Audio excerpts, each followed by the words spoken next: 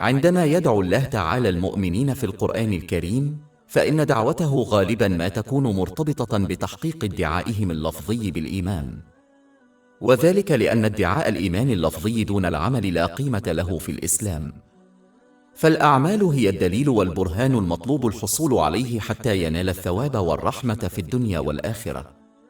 سورة البقرة الآية 172.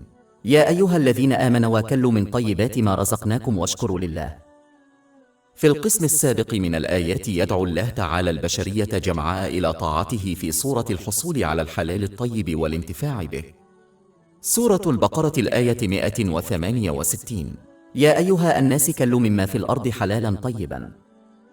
إن الآيات الرئيسية التي نوقشت توضح أن من بين البشر فقط أولئك الذين يؤمنون بالله تعالى حقا سيظلون ثابتين على الحصول على ما هو حلال وجيد واستخدامه، وبالتالي يمكن للمرء أن يقيم ما إذا كان يعتبر مؤمنا في نظر الإسلام من خلال ملاحظة ما إذا كانوا ينفذون هذا الأمر أم لا.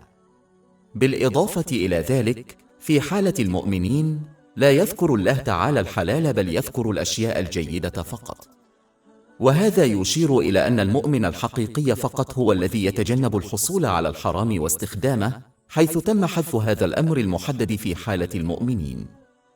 لذلك إذا حصل شخص يدعي أنه مسلم على الحرام واستخدمه، فهذه علامة واضحة على أنه لا يعتبر مؤمنا حقيقيا في نظر الإسلام، وذلك لأن الأساس الخارجي للإسلام هو الحصول على ما هو حلال واستخدامه. إذا كان هذا الأساس الخارجي فاسدا، فإن كل ما يفعله الشخص سيكون فاسدا. إن حذف كلمة حلال وإبقاء كلمة طيب يدل أيضا على أن الخير الحقيقي والطاهري في الدنيا هو ما أحل الله تعالى للناس. سورة الأعراف الآية 157. ويحل لهم الطيبات ويحرم عليهم الخبائث. وبما أن الله تعالى هو وحده الذي خلق الكون وما فيه، فهو وحده الذي يعلم ما يصلح الإنسان وما يضره، حتى وإن لم يكن ذلك واضحا له. فمثلا كثير من الآثار السلبية للكحول على جسم الإنسان وعقله تم اكتشافها حديثا من خلال الأبحاث العلمية، مع أن الله تعالى حرمها منذ أكثر من 1400 سنة. سورة البقرة الآية 172. يا أيها الذين آمنوا وكلوا من طيبات ما أنزل الله عليكم من سورة البقرة. يجب على المسلم أيضا أن يسعى إلى كسب واستهلاك ما هو نقي وصحي، ولهذا السبب أوصى النبي الكريم محمد صلى الله عليه وسلم في حديث موجود في جامع الترمذي رقم 2380 بأن يخصص الشخص ثلث معدته للطعام وثلثه للشرب والثلث المتبقي للهواء، ويتم تحقيق ذلك على أفضل وجه عندما يتوقف الشخص عن الأكل والشرب قبل أن يصل إلى الشبع، وإذا تمت دعوته إلى وجبة أخرى فيمكنه المشاركة فيها دون تنبيه الآخرين بأنه قد أكل من قبل بالفعل. نظراً لأن الإفراط في تناول الطعام والأكل غير الصحي يؤدي إلى مشاكل عقلية وجسدية لا حصر لها، فإن الشخص الذي يحصل على نظام غذائي متوازن وصحي كما نص عليه الإسلام سيتخذ خطوات كبيرة نحو تحقيق حالة متوازنة من العقل والجسد، مما يؤدي بدوره إلى راحة البال. في حين أن الشخص الذي يفشل في تناول الطعام بطريقة متوازنة وصحية، بل ويحصل على ما هو غير مشروع ويستهلكه، سيحصل على حالة عقلية وجسدية غير متوازنة، مما يؤدي إلى أمراض عقلية وجسدية لا حصر لها. سورة البقرة الآية 172. يا أيها الذين آمنوا وكلوا من طيبات ما أنزل الله عليكم من سورة البقرة. وبصورة عامة فإن هذا يذكر المسلمين أيضا بضرورة الالتزام الصارم بتعاليم الإسلام بدلا من اتباع أشياء أخرى مثل آرائهم الخاصة أو ممارساتهم الثقافية أو مصادر المعرفة الدينية غير مصدري الهداية، القرآن الكريم وأحاديث النبي محمد صلى الله عليه وسلم. فكلما زاد العمل بمصادر المعرفة الأخرى قل العمل بمصدر الهداية، مما يؤدي بدوره إلى الضلال والحالة العقلية والجسدية غير الصحية وغير المتوازنة. وهذا أحد الأسباب التي جعلت النبي محمد صلى الله عليه وسلم يحذر في حديث موجود في سنن أبي داود رقم 4606 من أن أي أمر لا يستند إلى مصدري الهداية سوف يرفضه الله تعالى. ثم يذكر الله تعالى المسلمين كافة بأن كل ما يملكونه من الدنيا قد خلقه الله تعالى ووهبه لهم. سورة البقرة الآية 172. يا أيها الذين آمنوا وكلوا من طيبات ما رزقناكم. من المهم أن نتذكر أن كل ما يمنح للإنسان في هذه الدنيا ما هو إلا قرض وليس هدية. وكما هي الحال مع جميع القروض، فإن القرض الذي يمنحه الله تعالى في صورة بركات دنيوية يجب أن يرد إليه. ويتحقق هذا عندما يستخدم المرء النعم الدنيوية التي أقرض بها بطرق ترضي الله تعالى، كما هو مبين في القرآن الكريم وأحاديث النبي الكريم محمد صلى الله عليه وسلم. ومن يسدد قرضه بشكل صحيح سيمنح راحة البال والنجاح في الدنيا والآخرة. سورة النحل الآية 97. من عمل صالح من ذكر أو أنثى وهو مؤمن فلنحيينه حياة طيبة ولنجزينهم أجرهم بأحسن ما كانوا يعملون. في حين أن من يتخلف عن سداد قرضه لله تعالى سوف يواجه عقوبة، تماما كما يواجه الأشخاص الذين يتخلفون عن سداد قروضهم الدنيوية عقوبة. ستصبح النعم التي يمتلكونها مصدرا للتوتر والبؤس والمتاعب لهم في العالمين، حتى لو عاشوا لحظات من المرح والترفيه، حيث لا يمكنهم الهروب من سيطرة الله تعالى. وعقوبة الآخرة أشد. سورة التوبة الآية 82. فليضحكوا قليلا وليبكوا كثيرا جزاء بما كانوا يكسبون. سورة طه الآيات من 124 إلى 126. ومن أعرض عن ذكري فإن له معيشة ضنكا ونحشره يوم القيامة أعمى قال رب لم حشرتني أعمى وقد كنت بصيرا قال كذلك أتتك آياتنا فنسيتها وكذلك اليوم تنسى. ومن ناحية أخرى فإن النعم التي تنزل على المسلمين في الجنة هي هبة. سورة الأعراف الآية 43. وقيل لهم تلك الجنة التي أورثتموها بما كنتم تعملون. ولهذا السبب فإن الإنسان في الجنة سيكون حرا في استخدام النعم التي وهبها الله له كما يرى مناسبا.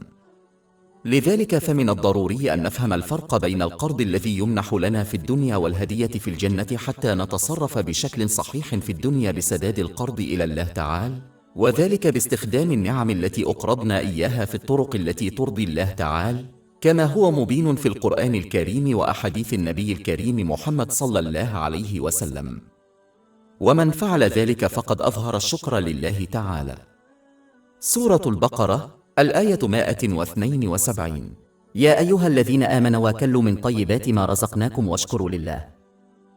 كما أن الشكر يتضمن تصحيح النية بحيث لا يعمل الإنسان إلا لوجه الله تعالى، ومن علامات ذلك أن الإنسان لا يتمنى ولا يرجو أي جزاء أو شكر من الناس الذين يساعدهم. والشكر باللسان هو التكلم بالخير أو السكوت عنه. وكما سبق فإن الشكر بالأعمال هو استعمال النعم التي أنعم الله بها على الوجه الذي يرضي الله تعالى، كما بينه القرآن الكريم وسنة النبي محمد صلى الله عليه وسلم. ومن عمل بهذه الطريقة فقد ضمن زيادة البركة والرحمة والمغفرة في الدارين. سورة إبراهيم الآية 7. شكرتم لأزيدنكم.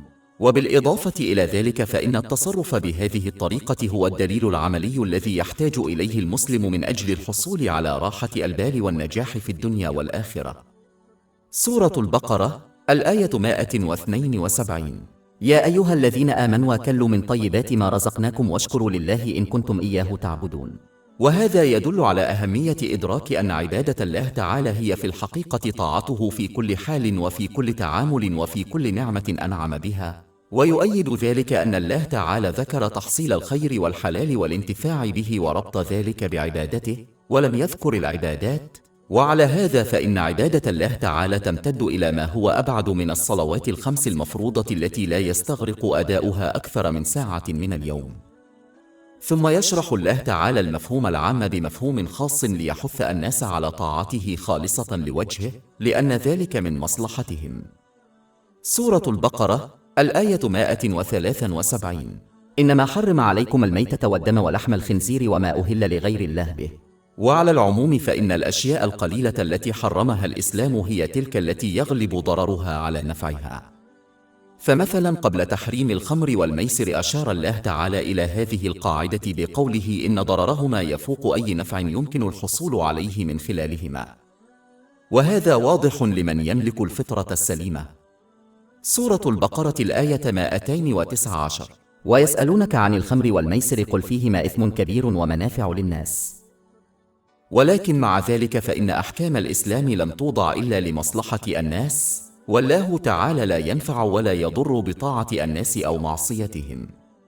سورة الممتحنة الآية 6. ومن تولى فإن الله هو الغني الحميد.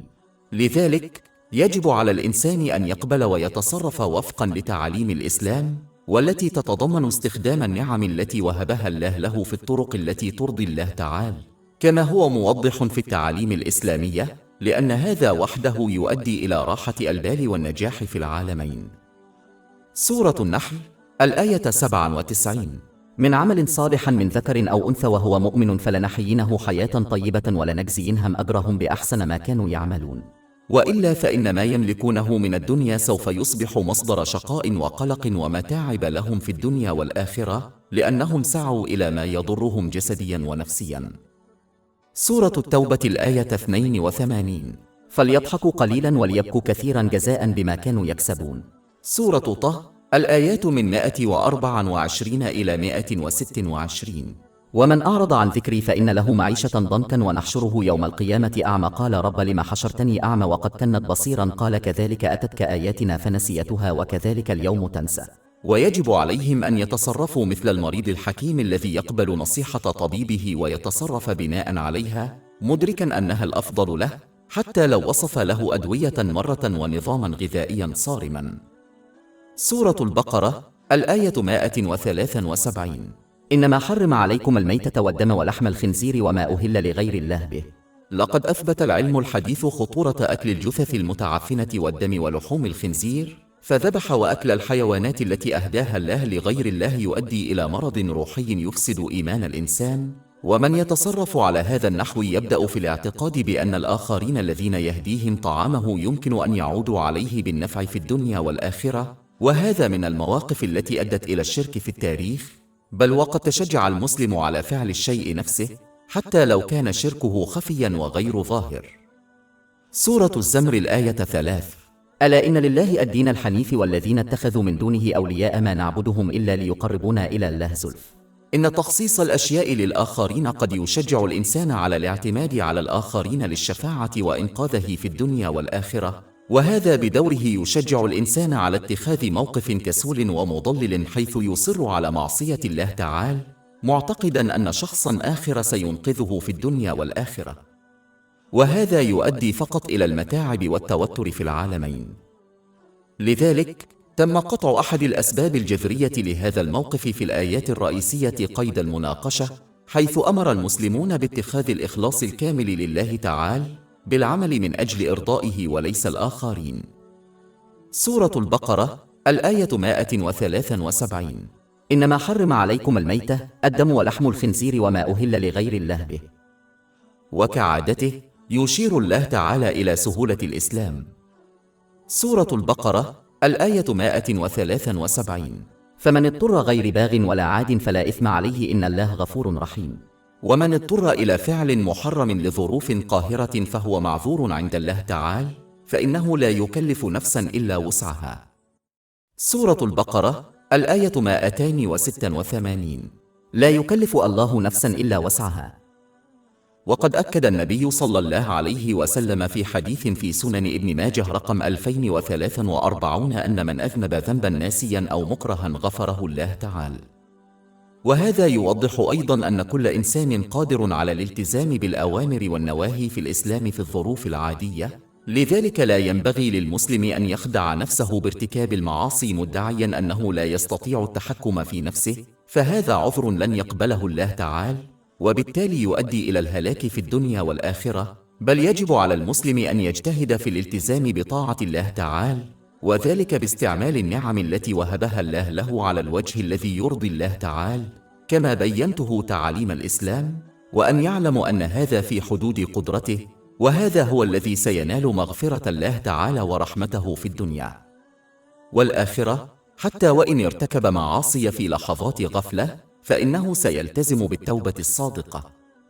التوبة الصادقة تتضمن الشعور بالذنب وطلب المغفرة من الله تعالى ومن كل من ظلم، ما لم يؤدي ذلك إلى مزيد من المتاعب، فيجب على المرء أن يتعهد بصدق بعدم ارتكاب نفس الذنب أو مثله مرة أخرى، وتعويض أي حقوق انتهكت تجاه الله تعالى والناس.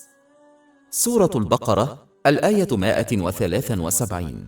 إن الله غفور رحيم. أما من يتمنى ويصر على معاصيه مع التبرير لها ليريح نفسه، فقد يحرم من رحمة الله تعالى ومغفرته في الدارين، ولن يؤدي هذا إلا إلى التوتر والبؤس والمتاعب في الدارين.